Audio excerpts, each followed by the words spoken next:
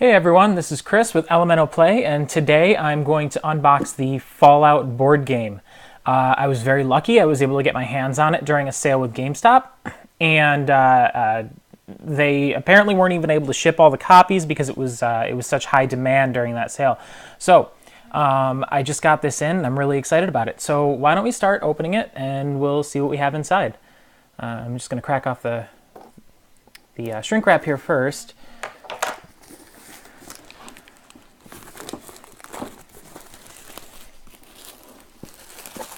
So the box itself is a textured cover. It's actually really nice. It has graphics, probably straight from the Fallout 4 game.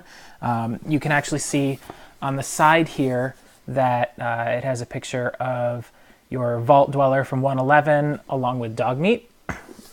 We have our suit here, which I can't think of the name of it at the moment. I feel silly. Power armor on the side, and it repeats itself on the other two sides.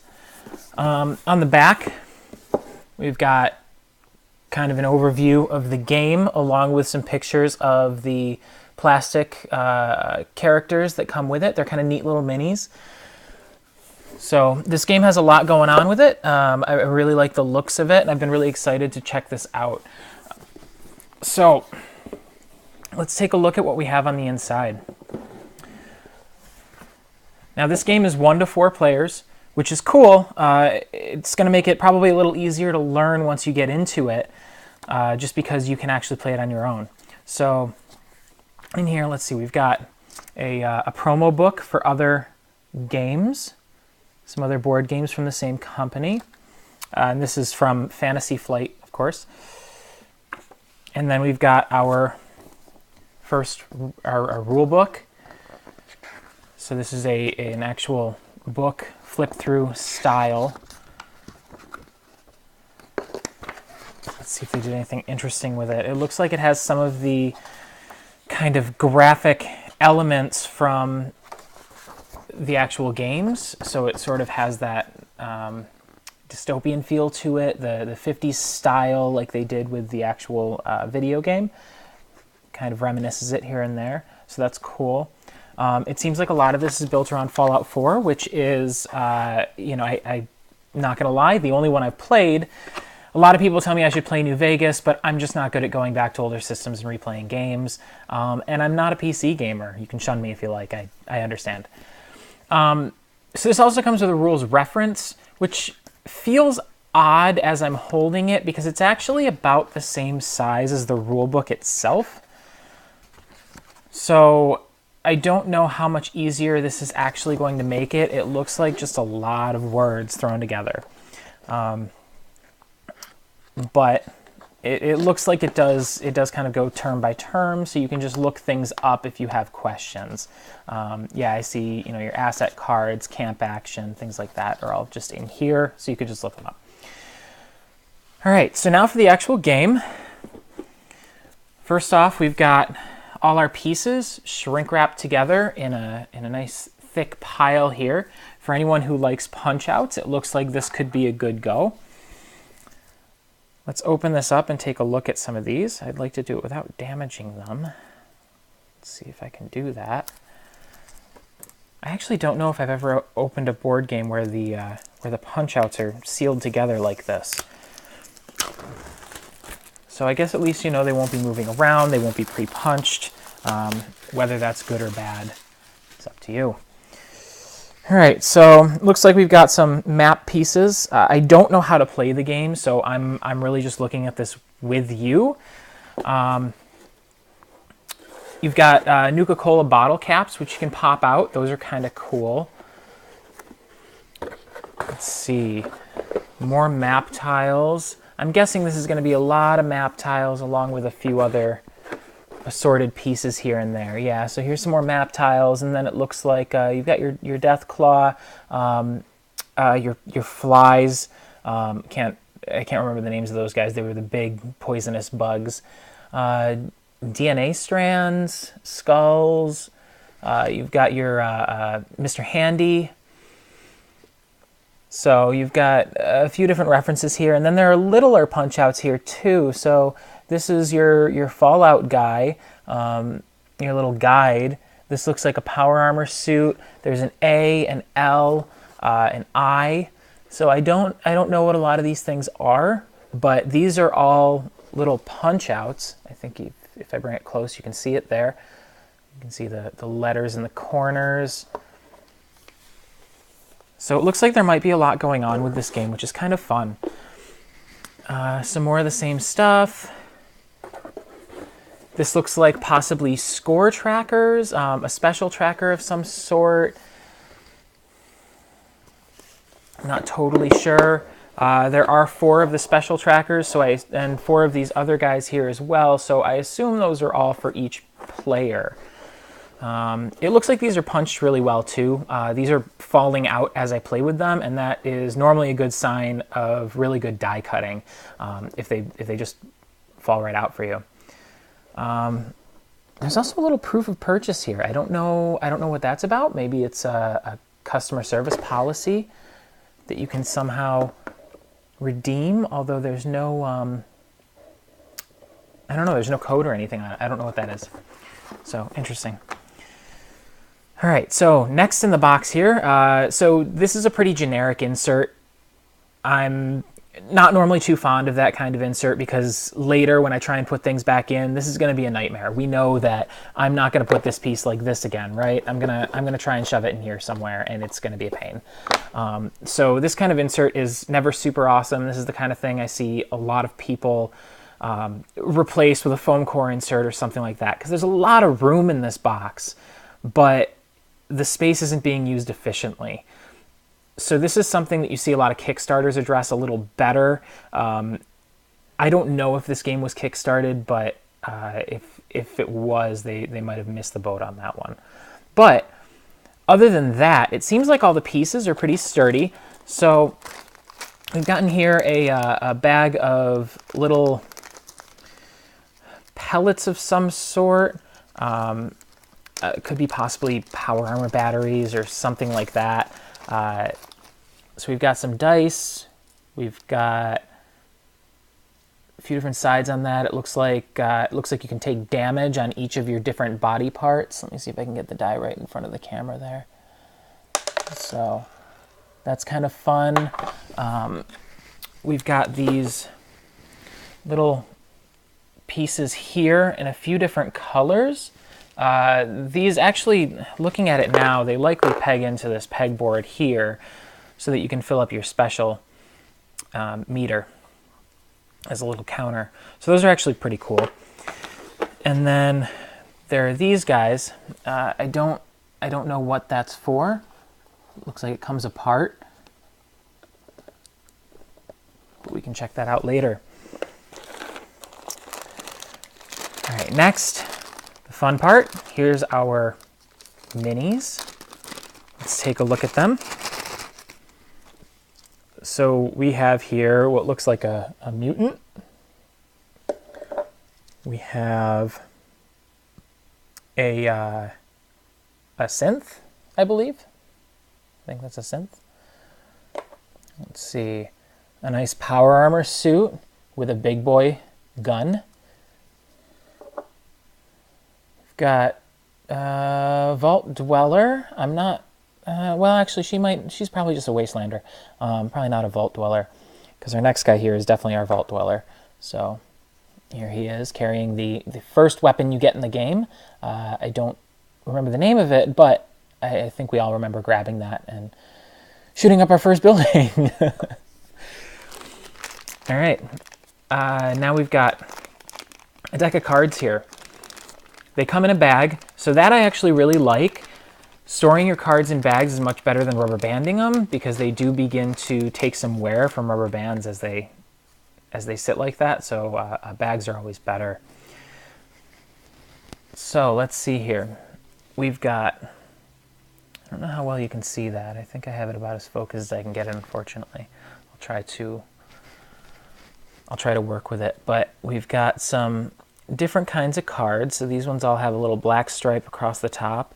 And seem to be different kinds of missions: security, freedom, one of a kind. So they all have different names. Let's see. So you can see on the back that they all have these same symbol. So likely some sort of quest cards. Then we've got a pile of special. And these are kind of neat. They all have a different back on them. Yeah. So you can see that they mimic a lot of the specials from the game. And they appear to each do something a little different. So let's see. This one's Armorer. Discard at a car to gain an apparel item from the shop or from any discard pile. Yeah. So these are a bunch of different little items that abilities that you can do. We have some survivor identities. Okay, so looks like you take on different identities in the game. So we've got a ghoul, a super mutant, vault dweller, wastelander, and a brotherhood outcast. So actually, these go with your minis, which is cool. And that guy was not a synth. Apparently, it was a ghoul. My bad for that. We also have some power armor cards here. These all have the power armor back. And they're all a little bit different on the front. They all seem to have slightly different abilities. So again, let's see if I can get them right in front of the camera here. Give you a view of those. All right. Next we have what appears to be your item cards. So we've got some with bottle caps on the back, some with little item bags. Okay, one with bottle caps on the back, apparently. Unless it fell out of place. Let's see. Yep, fell out of place. All right. So we'll start with the items. So we've got an iBot. I'm going to move a little closer to give you a better view of some of these because I realize they're not really coming through. Codsworth, Hancock, so a bunch of characters right from the game, as well as different items. You've got some junk for aid, water, Grognak the Barbarian magazine, so it looks like you do gain some experience in this game, so that's kind of fun. You can probably level up.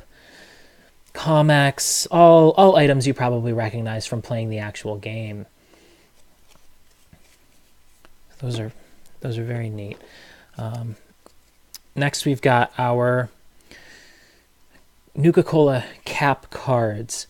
So I'm guessing you can buy these. You've got some Jet, Radaway, so the different drugs and healers that you could find throughout the games. Gek, McCready. Oh, so it looks like you can actually find some characters in here as well. So I'm not sure the relevance of those yet. Next, I'm going to jump to a one-off item that's sitting here in the box. We have what appears to be some kind of expansion quest. So this has a Far Harbor. Yep. So these are different setups. So you can set it up a certain way in order to play these. So Far Harbor, the Commonwealth, the Pit, and the Capital Wasteland. All different little scenarios, it looks like. It shows the exact setup of the map. And then it has little scenarios on the back to explain how those play. Those are very cool. I like that idea that the game can be changed up enough. I could see them running with a couple of expansions on this real easy. All right. Next time, I'm going to have to get a better place to sit to show off board games. This is my trial run for a game this big, so unfortunate. All right, again, we have a lot of cards. This game has a ton of cards in it. So these are Vault 84 cards, and it looks like you can go inside the vaults and do different little scenarios. So far, this is actually reminding me a little bit of like Seventh Continent, if anyone's played that, because it's got a whole bunch of different stuff that you can find and do. Here's some sort of, oh, these are mixed up a little bit. It looks like more side quest cards. Hack into an old register. You could get in and out quickly enough, you think? And then, yeah, so are there 2 different types of cards in here? There's a few different types of cards in here. It looks like they all do slightly different things depending on what's on the back. I'm guessing the game tells you to draw certain ones based on where you are in the gameplay. And then we've got another pack that appears to be the same thing, more of those cards. So there is a lot going on with this game, and it looks like it's going to be interesting to try and learn it all. It doesn't look overwhelming to me. Everything seems pretty straightforward. It's likely the type of game where you kind of go to a place, do the thing, and then go to another place and do the thing, and move through it at that pace. So I'll probably give this a shot on my own at some point, just so that I can get the hang of it. But as far as the build of the game and the box and everything goes, I'm actually pretty happy with these components and what's offered here.